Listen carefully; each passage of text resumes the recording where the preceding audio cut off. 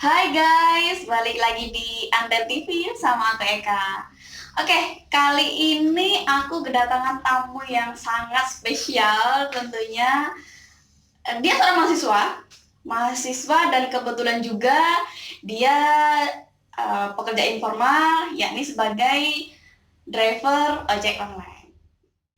Oke, kita langsung kenalan aja nih sama orang yang sebelah aku. Siapa nih kira-kira? Oke, kenalin diri dong, siapa namanya?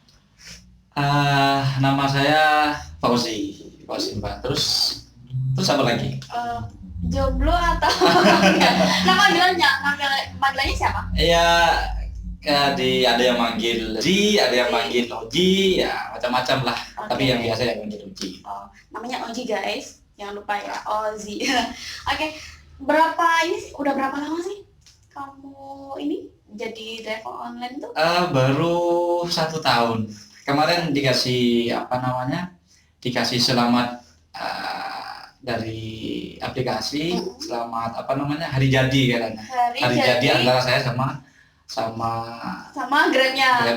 ya. Oke, baik. Jadi hari jadi bukan cuma buat kamu sama pasangan ya. Tolong dihargai. Jadi ini ada hari jadi antara Ozi dengan pihak GrabFood. Bisa ditiru. Kalian yang punya sama pasangan jangan sombong. Oke, next. Gimana nih? Suka duka, seneng nggak? Seneng kan? Jadi driver online. Ya, alhamdulillah senang banget bahkan. Tapi untuk akhir-akhir ini karena ada COVID-19 itu ya bilang seneng ya kayak nggak menerima apa yang telah terjadi gitu kan. Bilang nggak seneng ya begitulah. Diterima. Juga bingung ini mau ngomong apa gitu. Oke.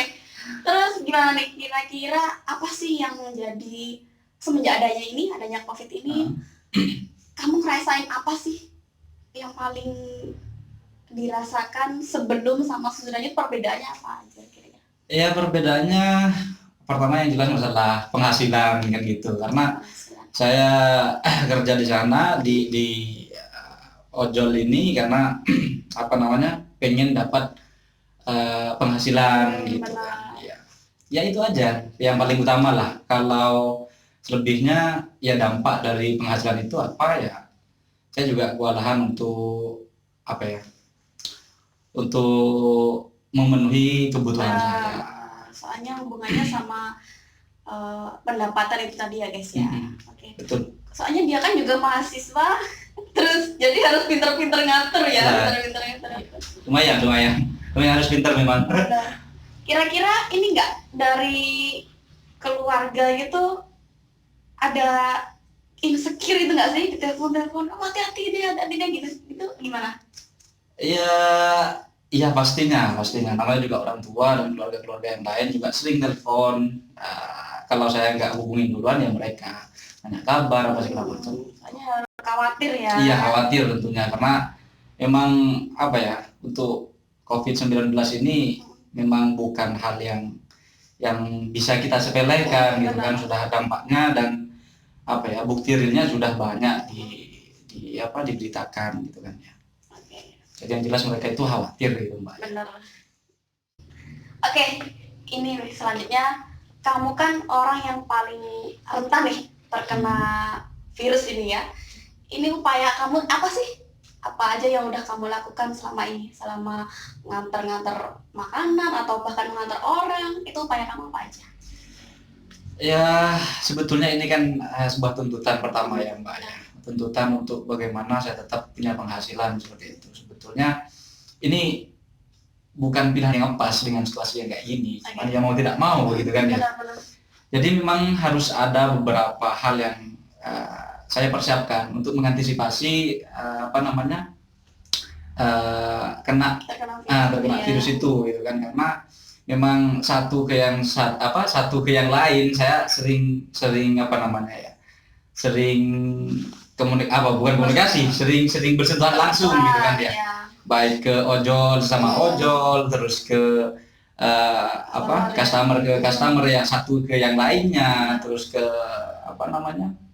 ke restoran yang ini ke yang itu segala macam. Jadi memang pertama saya ya jaga jarak tentunya ya.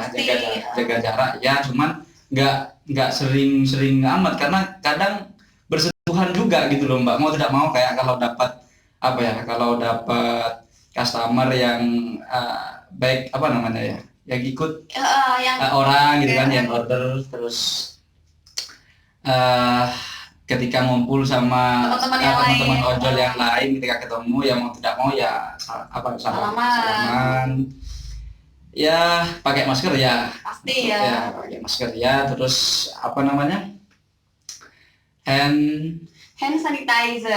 ya hand itu guys, hand sanitizer. Ya itu apa sih? ya mbaknya sangat lancar sekali. Ya itu, jadi sekali tapi nggak sesering amat gitu loh Mbak. Jadi kalau habis nganter ya paling 2 kali 3 kali lah dalam sehari ya, karena jaga anak juga apa namanya, apa ya, paling tidak lah kalau nggak pakai itu habis nganter ya cuci tangan ketika nyampe ke restoran lagi gitu. Oke, aku mau nanya nih, selama maba ini kira-kira kamu ada ini nggak sih, ada pengalaman unik gitu nggak sih sama customer atau sama yang lain, gimana? Ya lumayan ada, cuma gimana? Ya. Uniknya begini ya, mungkin apa namanya, kayak beberapa kali ketika ke restoran kan, ini kalau kita muter cari apa namanya, cari orderan itu kan agak sulit gitu loh Mbak ya, agak sulit, dan itu kita malah yang rugi karena motor itu kan butuh bensin. Bukan butuh air gitu kan. Kalau butuh air kan bisa bawa dari kos kan gitu. Gitu. Jadi ya, jadi pernah kita beberapa kali teman-teman ojol itu teman-teman yang sama saya gitu loh Mbak ya. Jadi istilahnya kita ngetem gitu kan, ngetem duduk di restoran gitu kan, salah satu restoran, kita duduk di sana nunggu orderan ya. Sebetulnya itu juga nggak diperbolehkan dari pihak dari pihak sana, maksudnya dari pihak apa namanya, aplikasi gitu loh Pak, apa namanya, perusahaan untuk ngetem di sana. Cuman karena situasinya ya kayak gini ya, mau tidak mau biar kita tidak rugi ya kita ngetem aja gitu. Ada yang ditutup Mbak, maksudnya nggak diperbolehkan kita untuk nongkrong sana teman-teman itu ya, karena memang apa ya, ada yang ngasih juga, ada yang ngasih apa namanya, maksimal dan minimalnya orang gitu kan ya. Iya, maksimalnya orang yang di restoran itu berapa orang gitu ya. Ada yang 3, kalau lebih dari 3 ya mau tidak mau yang keluar. Itu berupa tulisan atau pihak ownernya bilang atau gimana? Tulisan dulu. Kalau ada yang teman-teman yang apa ya kan, tidak semuanya itu mau apa ya, bukan nggak paham mereka, teman-teman ojol itu bukan nggak paham, cuman karena ada yang apa istilahnya ya Pak, bodo amat lah, mungkin itulah bahasanya ya, yang ngumpul sampai 5, 7 gitu kan ya. Ya mau kadang dari pihak restoran itu pakai lisan yang baik, Mas mohon maaf ya. Ya kalau saya pribadi ya kadang pindah Mbak, di agak jauh, tapi kita pakai apa ya, pakai karpet kecil gitu kan ya, bawa karpet ya, duduk di sana. Kadang jadi bawa dari kos ya? Iya. Bawa dari kos guys. Selain air dia bawa karpet. Enggak, air itu tapi kan buat untuk ganti bensin gitu. Iya benar. Jadi kita duduk di sana di semak-semak, ada semak-semak. Oh, semak-semak. Ya maksudnya ada rumput-rumputnya gitu kan ya. Iya, kayak gimana gitu ya, mau tidak mau kita tetap jalanin sambil rokokan sama teman-teman gitu kan ya. Ya santai aja gitu loh Mbak. Maksudnya kita harus paham gitu loh. Kalau itu apa namanya, pihak restoran itu punya apa ya, untuk menjaga semuanya ini tidak kena apa virus. Di situ juga ada tulisannya biasanya Mbak, ada tulisan jarak gitu loh ya. Kalau mau ngumpul 3 orang, maksimal 3 orang itu harus ada jarak. Nah kalau sudah lengkap kayak gitu dan 3, saya ngalah. Jadi tinggal agak bukan jauh sih. Kalau jauh ya saya nggak dapat orderan gitu katanya. Jadi meskipun tempat apa ya, tempat ya nggak layak ditempati gitu kan ya, kita duduk di sana Mbak ya. Tetap bawa karpet tadi ya. Terus kadang saya yang ironi itu bukan ironi ya, kayak gimana gitu. Miris gitu? Nah, Gimana? sampai sekarang saya ingat itu waktu mau makan nasi, saya bungkus nasi itu, tiba-tiba apa namanya, saya kan nggak enak makan di restoran itu, kan nggak enak gitu kan nggak beli di sana. Iya. Sebetulnya mereka welcome aja gitu, nggak apa-apa, cuman saya merasa nggak enak. Jadi saya pernah makan di mobil di pinggir jalan, nggak enak. Jadi ada mobil di apa namanya, di parkir, terus di depan mobil itu ada sedikit rumput-rumput gitu kan ya, rumput-rumput tapi agak panjang, agak tinggi ya, bukan panjang, agak tinggi agak tinggi. Terus tiba-tiba orang rumah nelpon orang rumah itu nelpon, saya makan di sana Mbak, di depan mobil, satu mobilnya, cuman kayak tempatnya kayak nggak layak gitu loh ya, cuman saya kan sembunyi di situ biar nggak ketahuan, makan di pinggir jalan, makan di pinggir jalan ya di situ orang tua nelpon, video call lagi, video call, jadi ketahuan saya orang situ, ketahuan, ya Allah, kata orang tua itu, ya Allah kok kayak gitu. Tapi nggak apa-apa, karena apa ya, itu pengalaman gitu, asik gitu, bukan hal yang perlu disesalkan sebetulnya, untuk apa ya, untuk mempertahankan hidup gitu kan ya. Sebetulnya mereka bukan nggak mampu, cuma saya ingin mandiri saja. Orang tua bukan nggak mampu untuk membiayai saya cuma ingin mandiri saja gitu, ingin menikmati proses ya hidup kayak apa gitu kan ya. Ya ternyata menarik, ceritanya yang menarik, kalau diceritakan menarik ya. Kalau saya ingat-ingat itu ya, pengen nangis rasanya ya, miris. Itu merupakan bagian dari perjuangan. Iya, perjuangan. Mas Haji, balik lagi ke masalah COVID tadi ya, COVID-19 tadi. Ada nggak sih pesan-pesan khusus yang mau disampaikan ke teman-teman yang di rumah, bahkan mungkin teman-teman yang WFH, work from home? Kira-kira apa? Ada pesan nggak buat teman-teman yang di rumah? Gak tahu ya mau pesan apa ya, mau kasih pesan apa itu nggak. Jadi kayak ini GrabFood. Gimana? Ada pesan yang mau disampaikan? Kalau nggak ada gimana? Tetap aja harus ada gitu ya. Soalnya, itu bang.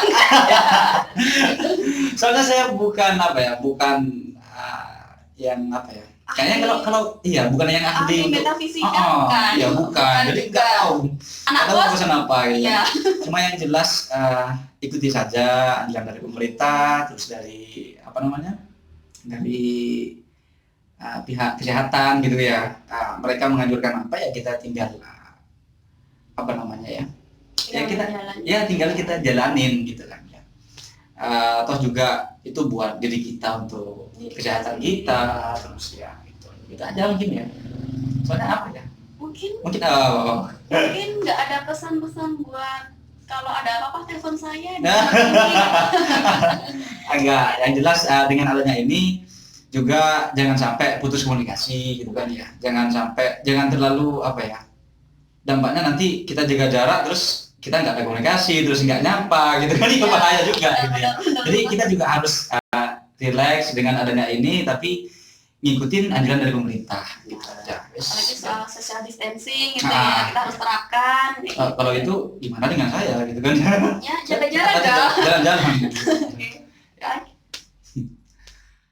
Iya, itu tadi diskusi ringan kita sama mahasiswa yang luar biasa, yang bertahan nih, yang tetap bertahan dalam keadaan kondisi kita seperti ini.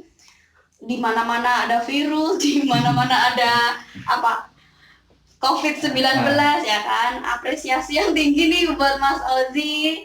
Oke, terima kasih atas kehadirannya, terima kasih atas pesan-pesannya yang disampaikan ke teman-teman. Terima kasih, tetap semangat ya. Iya, tentunya. Tetap semangat dan tetap semangat meraih pundi-pundi cuan. Buat kalian yang ada di rumah, tetap mengikuti aturan pemerintah, dan jangan panik. Oke, jangan panik. Tetap ikuti anjuran pemerintah tentang social distancing, physical distancing, tetap jaga kesehatan, sering cuci tangan, pakai masker, itu karena pesan terakhir dari pemerintah adalah walaupun kita sakit atau nggak sakit, ketika kita berada di luar rumah untuk beraktivitas, kita wajib untuk pakai masker seperti itu. Oke teman-teman, gimana nih seri kita kali ini? Mungkin dari kalian ada saran atau komentar, bisa banget ditulis di kolom komentar. Oke, jangan lupa like, subscribe, dan nyalakan lonceng notifikasi biar kita tetap semangat ngasih kamu informasi, pengalaman, dan pengetahuan untuk kalian semua. Bye!